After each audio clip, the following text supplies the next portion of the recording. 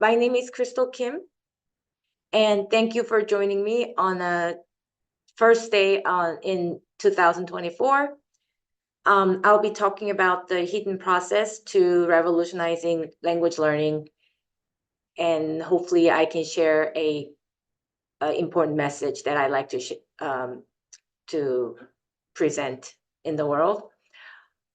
Have you ever wondered how hard could it possibly be for English learners to communicate professionally after living in the United States such a long time by putting easy words together, right? If they have lived here a long time, why can't they just speak English good?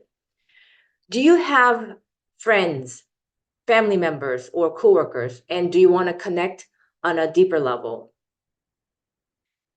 I work not only with English learners, but also with Americans to help them understand their friends, family members, and coworkers' struggles facing every day. My purpose is to help people break away from the typical language instruction through unique frameworks that bridge the gap and foster greater social, cultural, and racial inclusivity. By the end of this talk, you'll discover a hidden process to revolutionizing language learning and step into a new pathways to enlightenment and educational reforms. The ability of Asian populations to speak English eloquently is a very, very personal matter to me. When I turned 18, I crossed the Pacific Ocean, leaving my parents and siblings behind in Korea to attend a university in Los Angeles. I was so confident that I would master English within a few years because I was told that my English was pretty good. That confidence turned to shame and frustration. As a history major, I had to turn in writing assignments every day. My professors told me to read newspapers and books as much as possible, but my aspirations to become a writer seemed impossible, no matter what I did. I felt trapped, feeling a sense of inadequacy and suffer from emotional and mental torment every day. My limited writing skills continued to haunt me even after I graduated from college. My ex-husband was a history professor. He became a professor, and his colleagues were doctors and professors living in San Francisco. Compared to him, my life felt like a failure as a young mom because I came to this country hoping for everything, expecting to be a dashing professional woman, living a high life. And my parents especially sacrificed everything for my education. And me feeling a failure because of unfulfilled life, I feel tremendous guilt and humiliation every day, walking around in silence that no one else could see. One day, everything changed when I discovered a distinct pattern of English phrases like make suggestions instead of suggest. Because in Korean, we combine the noun suggestion with the verb do. So I frantically Googling make suggestions, and then a list of word pairing combinations filled my computer screens. I was briefly excited, but then I started wondering why none of my ESL classes and English teachers never taught me this specific word pairing combinations. Because the expression make friends, which I had mindlessly memorized, was tied to the very concept of make suggestions. I mean, at this point, I spent 20 years learning the English language, and I just became aware of what I did not know for the first time. I was enraged and overwhelmed. This discovery actually exposed my lack of foundational understanding of English and brought me relief as I understood that learning these specific word pairing combinations could not have occurred spontaneously just because I had lived in America for a long time and learned the English language for a long time. At that moment, I felt like it was my duty to serve and support fellow English learners whose life, their relationship, health, and economic opportunities affected by their English language skills.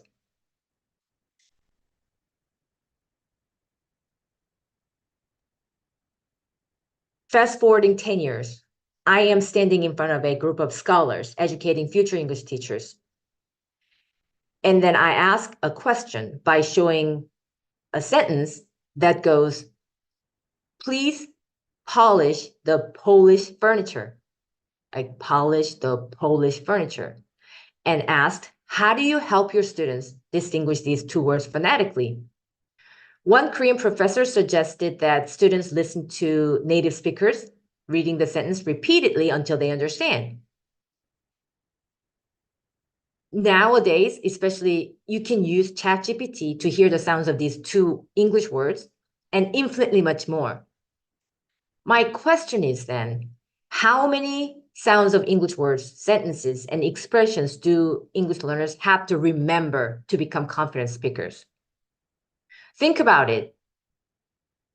Asian populations constitute 1/3 of the world's populations.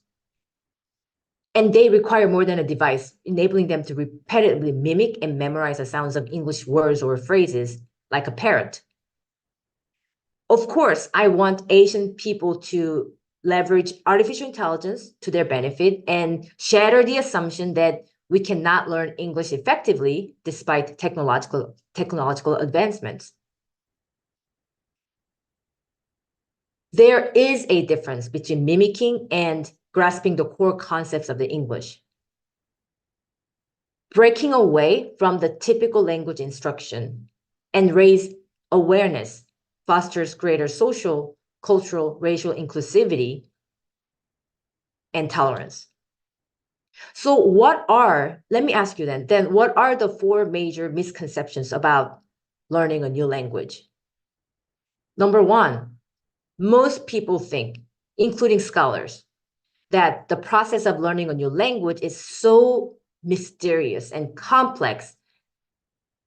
That's how everybody thinks, right? So number 2, so it's best to immerse yourself in an environment where everybody speaks the target language. So like, for example, it's better for you to be in America or at least stay for a certain period of time to learn the language. So immerse yourself in the environment. Number 3, so learn it naturally and having fun and trying to have direct conversations or engagements with native speakers. Number 4, so while you're learning the language, try to avoid using your native language because your native language is an obstacle. So these are the 4 main misconceptions about learning a language. So most people, excuse me, firmly believe in these deeply rooted misconceptions. So they are trapped, unable to get ahead, and using English language as a tool to fulfill their dreams. In reality, there's no such thing as learning a language naturally, whether it's your first or second. 4-year-old native speaking child has spent 35,040 hours practicing English every day. According to the author of the book, How to Make Your Children a Reader for Life, when children enter elementary school, they communicate within the range of 6,000 English words. 6,000 English words. Many Asian learners, they have advanced vocabulary and grammar skills.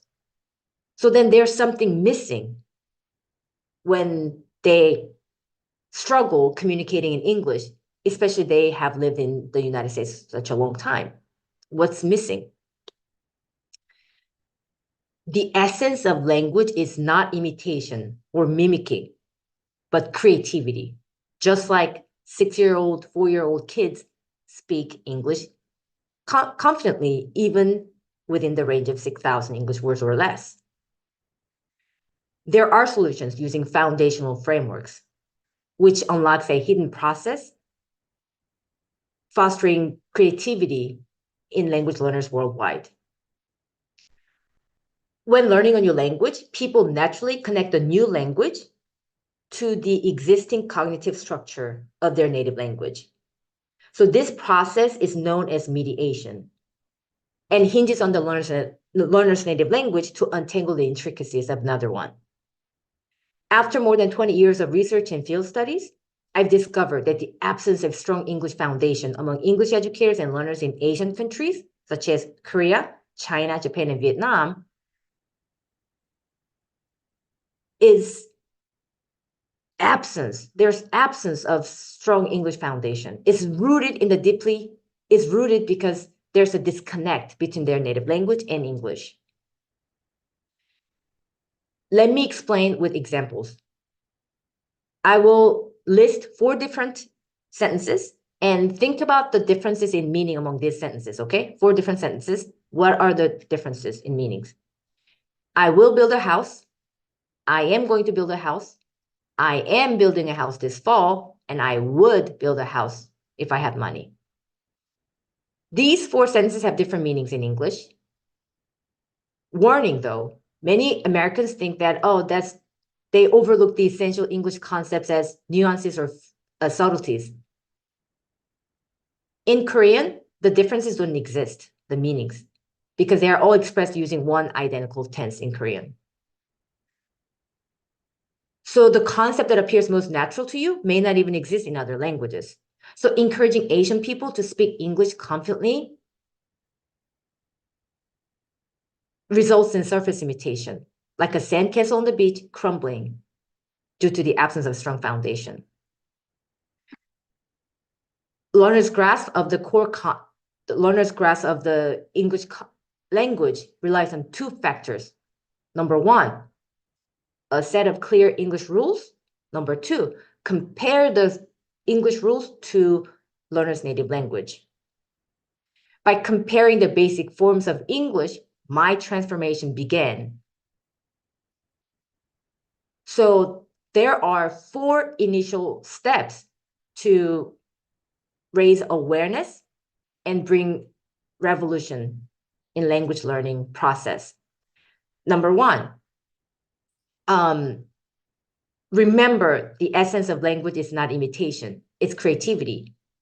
Number 2, acknowledge that there's no such thing as learning a language naturally. Number 3, understand your native language is not an obstacle. It reveals the crucial key to reveal your unique challenges when you learn the English language. Number 4, people are not being taught properly, simply. So it is really important to understand the impact of a learner's native language because it affects when we learn English. You have to compare what kind of concepts don't exist in 3 key areas: pronunciation, sentence construction, and word combinations. By taking these 4 initial steps, we can pave a way for us to create a world where we can connect, respect, and enrich all aspects of our life. So I invite visionary leaders, technology experts, and scientists and educators to join the revolution calling for a change.